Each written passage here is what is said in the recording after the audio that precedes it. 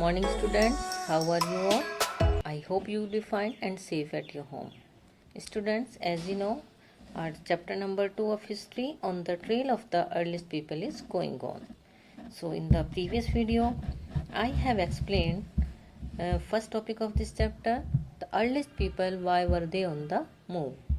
And now in this video, I will explain second topic of this chapter, how do we know about these people, यानी हमने उन लोगों के बारे में कैसे जाना, हम कैसे जानते हैं उन लोगों के बारे में, उन तमाम चीज़ों के बारे में. Archaeologists have found tools made of wood, bone and stone used by early people for cutting bone and meat, chop fruits, digging roots and stitching cloths of animal skin. Archaeologist को बहुत सारे टूल्स मिले हैं. वो tools जो कि पत्थरों के बने थे या जानवरों की हड्डियों के बने थे या फिर लकड़ियों के बने थे. तो टूल्स का क्या मतलब होता है कि टूल्स बेसिकली वो चीज़ें हैं जिन चीज़ों से आपका काम और ज़्यादा इफ़िशेंट हो जाता है, यानी और ज़्यादा आसान हो जाता है. तो उन चीज़ों को टूल्स कहते हैं. तो अर्लिस्ट लोगों के पास टूल्स के नाम पर कुछ पत्थर हुआ करते थे और ये पत्थर बहुत ज़्यादा यूज़फुल होते थे उन लोगों के लिए. These are example of the earliest stone tools. These were made several thousand years later. Okay? क्यों यूज़फुल होते थे अर्लीस्ट लोगों के लिए टूल्स? क्योंकि अर्लीस्ट लोग जब किसी जानवर को मारते थे तो उसका उनको मीट काटना पड़ता था, क्योंकि बिना काटे तो खा नहीं पाते थे वो. तो अब उस मीट काटने के लिए कुछ चीज़ तो चाहिए. चाकू उस समय था नहीं, तो अब तो काटने का जो काम था वो पत्थरों से करते थे. तो पत्थरों को शार्प करते थे और उससे चाकू का काम करते थे. ऐसे ही पेड़ पौधे से जो उन्हें फ्रूट्स मिलते थे तो उसे काटने का काम करते थे. इसके अलावा कई सारे पौधों की रूट्स खाई जाती हैं, तो अब पेड़ पौधों की जड़ को निकालने के लिए भी उन्हें टूल्स चाहिए थे. और जानवरों की स्किन मिलती थी उनको, तो उसका यूज़ करते थे अर्लीस्ट लोग कपड़ा बनाने के लिए, जिससे उनको थोड़ी गर्माहट मिल सके. तो कपड़ा बनाने के लिए एनिमल्स स्किन को स्टिच करना पड़ता था, तो उसके लिए भी टूल्स की ज़रूरत होती थी. तो ये सारे टूल्स बनते थे पत्थरों से. वो अपनी जो भी उनकी ज़रूरत होती थी टूल्स बनाने की, वो पत्थरों से बनाते थे, पत्थरों को शार्प करके बनाते थे.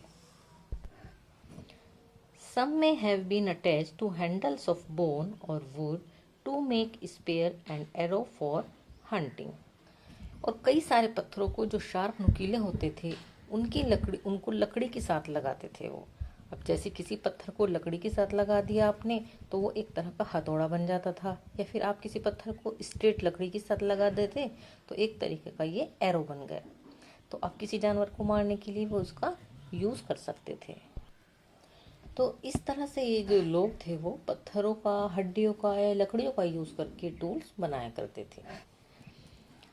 People also used to chop wood as wood was used in making huts. इसके अलावा टूल्स की ज़रूरत होती थी लकड़ियाँ काटने के लिए भी, तो लोग लकड़ियों का जो यूज़ करते थे अपनी हट बनाने के लिए, उसके लिए भी उनको टूल्स की ज़रूरत होती थी.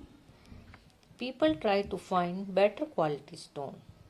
So the places where good quality stones were found turned to become factory site. We find blocks of stone, tools, vast amount of chips of waste stone in those sites.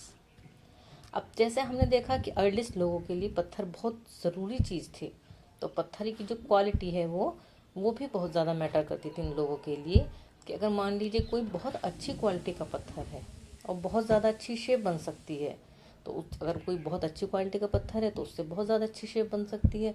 तो उन पत्थरों की को आप किसी जानवर को बहुत आराम से काट सकते हो. यानी अगर कोई इतना अच्छा टूल्स बन गया तो आपका जो आप जिस जानवर को भी उससे काटोगे तो वो क्या होगा, वो बहुत आराम से कट जाएगा. इसलिए वो बहुत अच्छी क्वालिटी का पत्थर की इम्पोर्टेंस को वो समझते थे. तो जहाँ भी ऐसी अच्छी क्वालिटी के पत्थर मिलते थे वो जगह सॉर्ट ऑफ फैक्ट्री बन जाते थे, क्योंकि दूर दराज से भी लोग आते थे उन जगहों पर और वो पत्थर लेने के लिए जिनसे टूल्स बना सकें. और हमें बहुत सारी ऐसी जगह मिली हैं जहाँ पर अच्छी क्वालिटी के पत्थर मिले हैं। तो वहाँ पर पत्थरों के छोटे छोटे ब्लॉक्स बहुत सारे मिले हैं, वास्ट अमाउंट ऑफ चिप्स मिले हैं, जिससे पता चला है कि यहाँ पर बहुत ऐसी सॉर्ट ऑफ फैक्ट्री टाइप्स रहे होंगे। Choosing a place to live in.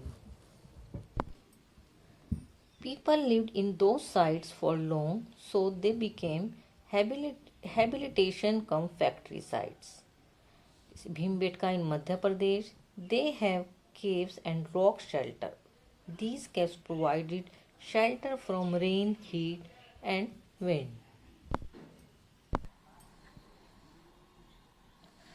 Bhimbetka in present day Madhya Pradesh. Some sites known as habitation sites are places where people lived. These include caves and rock shelters such as one shown here. People chose these natural caves because they provided shelter from the rain, heat and wind. Natural caves and rock shelter are found in the Vindhya and the Deccan Plateau. These rock shelters are close to the Narmada Valley. इन जगहों पर अक्सर लोग रहना भी शुरू कर देते थे। तो ऐसी जगह हैबिलिटेशन कम फैक्ट्री साइट्स बन जाते थे, यानी वहाँ पर चीज़ें बनाई भी जाती थी और लोग वहाँ पर रहते भी थे। तो ये वही जगह है मध्य प्रदेश में भीमबेटका। केव्स और रॉक शेल्टर्स का एक एक्सटेंसिव सिस्टम है। यहाँ पर भी तमाम तरह के टूल्स बनाए जाते थे अर्लीस्ट टाइम में। Okay students, I hope you will be understood both topics, how do we know about these people and choosing a place to live in. Okay, in the next video we will explain next topic of this chapter, finding out about fire and a changing environment. Okay students, thank you.